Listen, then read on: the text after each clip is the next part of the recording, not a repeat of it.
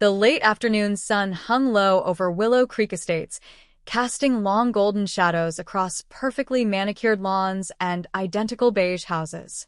From the outside, it looked like the American dream: quiet streets, white picket fences, and a sparkling community pool that served as the neighborhood's crown jewel. But dreams often hide rules, and in Willow Creek, the rules were enforced by the Homeowners Association with religious intensity. I had lived on Maple Ridge Lane for 8 years. Most residents knew me as Jack Harlan, the quiet guy who kept to himself, worked long hours, and maintained his property better than most. They didn't know I was the county sheriff. I preferred it that way. After 22 years in law enforcement, I had learned that wearing the badge everywhere made people act differently. At home, I just wanted to be left alone.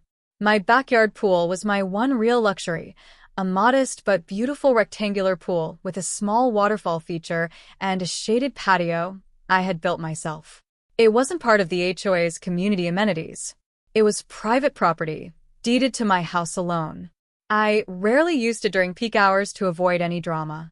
But on that particular Saturday, after a brutal week of budget meetings and a missing persons case that kept me up for 3 straight nights, I needed the water. I changed into swim trunks, grabbed a towel, and stepped outside. The water was calm and inviting. I dove in, the cool shock washing away the tension in my shoulders. For 20 blissful minutes, I swam laps, the rhythm of my strokes the only sound in my secluded backyard. Then the gate creaked open. I surfaced, wiping water from my eyes, and saw a teenage boy standing near the pool's edge. He looked about 19, tall and lanky, with designer sunglasses pushed up into his messy blonde hair. He wore expensive swim shorts and a scowl that suggested the world owed him something. "What do you think you're doing?" he demanded. I treaded water, momentarily confused. "Swimming. In my pool." "This is a community area," he snapped. "You can't just hog it. My mom said the pool is for residents who follow the rules, and right now you're violating noise ordinances and occupancy limits." I almost laughed. The kid was serious. "Son, this is my backyard. Private property. You're the one who walked through my gate without permission." He crossed his arms. "The HOA owns the pool standards for the whole neighborhood. My mom's on the board. She can fine you. You need to get out right now." Before I could respond, a sharp voice cut through the air. "Tyler, what's going on back here?" A woman in her mid-40s marched through the open gate, like she owned the place. Evelyn Thorpe. Everyone in the neighborhood knew her as the HOA president. Perfectly styled highlighted hair, designer sunglasses, and an expression that suggested she had never been told no in her life. She carried a clipboard, like a weapon. "Tyler, I told you to check the pool," she said, not even looking at me yet. "We can't have unauthorized people using the facilities during peak." She finally noticed me in the water. "Who are you?" she demanded. "Jack Harlan, the owner of this house and this pool." Evelyn's face tightened. "This area falls under HOA aesthetic and usage guidelines. We have strict rules about pool usage, noise, and guest policies. You clearly didn't submit the proper forms, and your presence is disturbing the community standards." I pulled myself up onto the edge of the pool, water dripping onto the concrete. "Ma'am, this is my private backyard. The pool is on my deed. It's not a community facility." Tyler smirked. "Whatever. Mom, just fine him. These people always think they're above the rules." I dried my face with the towel, keeping my voice calm. "I suggest you both leave my property. Now." Evelyn flipped through her clipboard. "We'll see about that. I'm issuing a violation notice right now. $250 fine for improper use of recreational space. Another $100 for unauthorized access to restricted areas. And I'll be recommending the board review your compliance with the entire neighborhood charter." She began scribbling furiously. I watched them for a moment, the entitlement radiating off both of them like heat from the pavement. Tyler had pulled out his phone and was filming me, narrating under his breath. Look at this guy thinking he owns the place. Something in me shifted. Not anger. Years on the job had taught me to stay level, but a quiet resolve. I had dealt with far worse than entitled neighbors. But this was crossing a line. "Mrs. Thorpe," I said evenly, I'm going to ask you one more time to leave my backyard with your son." She looked up, eyes flashing with triumph. "Or what? You'll call the sheriff? Good luck with that. We have excellent relationships with local law enforcement." I almost smiled. Instead, I walked over to the patio table where I'd left my wallet and keys. I pulled out my sheriff's department credentials, gold badge, and official ID card, and held them up. "Actually," I said, "I am the sheriff." The silence that followed was deeply satisfying. Tyler's phone nearly slipped from his hand. Evelyn's pen froze mid-signature. Both of them stared at the badge like it had grown teeth. "Sheriff Jack Harlan," I continued, "elected by the people of this county, sworn to uphold the law, including property rights and trespassing statutes. You are currently on private property without permission. Your son entered without invitation. You have threatened me with false fines and are now interfering with my lawful use of my own home." Evelyn recovered first, though her voice had lost its earlier sharpness. This must be some kind of mistake. We didn't know." "Most people don't," I replied. "I don't wear the uniform in my backyard.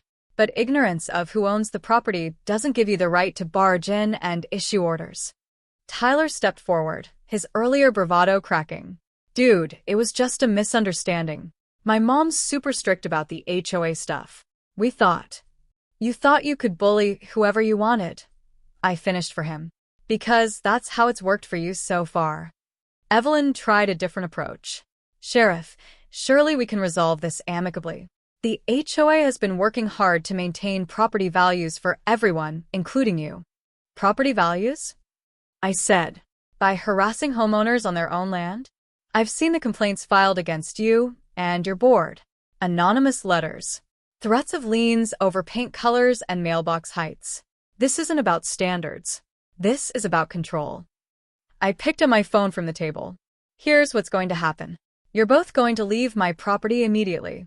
Tomorrow morning, I will have my department's legal team review every violation notice your HOA has issued in the past 2 years. Any that overstepped actual county ordinances or state property laws will be challenged. Starting with this one you just tried to write." Tyler looked genuinely nervous now. "Mom, maybe we should just go." Evelyn's face had gone pale beneath her makeup. The clipboard trembled slightly in her hands. For the first time, she seemed to understand that the power dynamic had flipped completely. We apologize for the intrusion," she said stiffly. "Tyler, let's go." As they turned to leave, I added one more thing.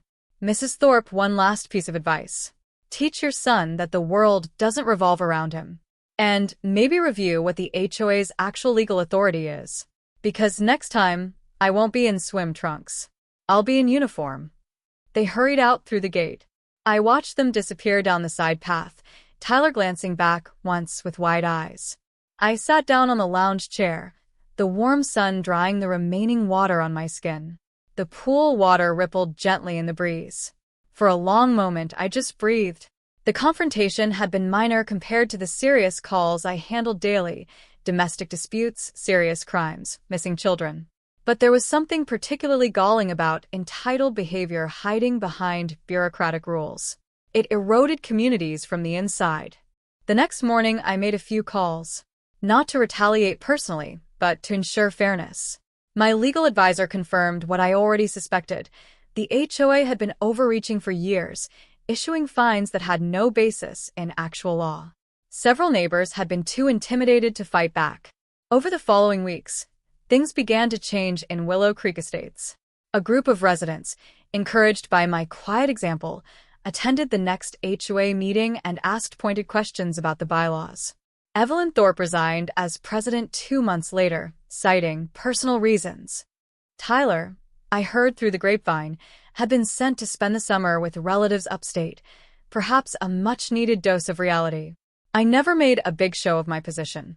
I continued living quietly, swimming in my pool when I needed peace. But word spread, as it always does in neighborhoods. People started greeting me differently, not with fear, but with respect. A few even came to me with legitimate concerns about overzealous regulations, and I helped them understand their actual rights. One evening, about 6 months later, I was sitting by the pool again when my neighbor, an elderly retired teacher named Mrs. Lang, stopped by the fence. "Sheriff Harlan," she said with a warm smile, "I just wanted to thank you. Not many people stand up to that kind of nonsense. You reminded us that we're homeowners, not subjects." I nodded politely. "Just doing what's right, ma'am. Nobody should be bullied on their own land." As the sun set behind the houses, painting the sky in hues of orange and purple, I thought about how small moments of courage ripple outward. The spoiled son and his entitled mother had assumed power because no one had challenged them. Once the illusion was broken, the neighborhood breathed easier. My pool remained my sanctuary. The water still sparkled under the lights I had installed myself. And every time I dove in, I remembered that true authority doesn't come from clipboards or bullying. It comes from quiet confidence and the willingness to stand up for what's right, even when you're dripping wet in your own backyard. The HOA still existed, of course, but it was different now. More balanced, more human. And in Willow Creek Estates, that was more than enough.